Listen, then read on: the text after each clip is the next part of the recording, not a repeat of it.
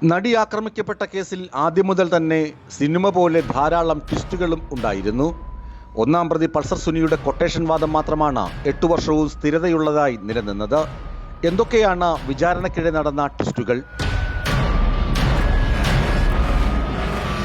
ഇതൊരു കൊട്ടേഷൻ എന്ന് പറഞ്ഞ് ഭീഷണിപ്പെടുത്തിയാണ് ഒന്നാം പ്രതി പൾസർ സുനിയും സംഘവും നടിയുടെ ദൃശ്യങ്ങൾ പകർത്തിയത്. സംഭവത്തിൽ ഗൂഢാലോചന ഉണ്ടെന്ന് നടി മഞ്ജു വാര്യർ അമ്മയുടെ മീറ്റിംഗിൽ പറഞ്ഞിരുന്നു. ഇതൊരു കൊട്ടേഷൻ എന്ന് മാർട്ടിനും ഇരയോട് വെളിപ്പെടുത്തിയിരുന്നു. നടി ഭാമയുടെ മൊഴിയും കേസിൽ നിർണായകമായിരുന്നു. അവളെ ഞാൻ പച്ചയ്ക്ക് കത്തിക്കുമെന്ന് ദിലീപ് പറഞ്ഞു എന്നായിരുന്നു ഭാമയുടെ മൊഴി.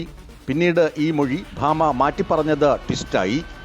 നടി ബിന്ദു പണിക്കർ, നടൻ സിദ്ദിഖ് എന്നിവർ ദിലീപിന് നടിയോട് പൂർവ്വവൈരാഗ്യം ഉണ്ടെന്ന് ആദ്യഘട്ടത്തിൽ പറഞ്ഞിരുന്നു. പിന്നീട് ഇരുവരും മൊഴി മാറ്റി. കൂടാതെ നടൻ സിദ്ദിഖ് ദിലീപിനെ ജയിലിൽ സന്ദർശിക്കാൻ പോയതും വിവാദമായിരുന്നു. അതേസമയം സംഭവ ദിവസം മുതൽ 8 വർഷത്തിന് ശേഷം ജാമ്യം കിട്ടി പുറത്തിറങ്ങിയ ശേഷവും ഒന്നാം പ്രതി പൾസർ സുനി ഇതൊരു കൊട്ടേഷൻ എന്ന വാദത്തിൽ ഉറച്ചുനിന്നു. കേസിന്റെ വിചാരണ വേളയിൽ അതിജീവിത കോടതിയോട് ആവശ്യപ്പെട്ട പല കാര്യങ്ങളും കോടതി നിഷേധിച്ചിരുന്നു. എന്നെ കേൾക്കണം, ഞാൻ പറയുന്ന കാര്യങ്ങൾ അങ്ങ് എഴുതണം എന്നാവശ്യപ്പെട്ട നടിയോട് ഞാൻ നിങ്ങളുടെ സ്റ്റെനോ അല്ല, പറയുന്നതെല്ലാം എഴുതാൻ എന്നായിരുന്നു കോടതിയുടെ മറുപടി. ഹാഷ് വാല്യൂ മാറ്റത്തിൽ അന്വേഷണം വേണമെന്നും അത് എൻ്റെ ഭാവിയാണ് എന്ന വാദത്തോടും കോടതി മുഖം തിരിച്ചു.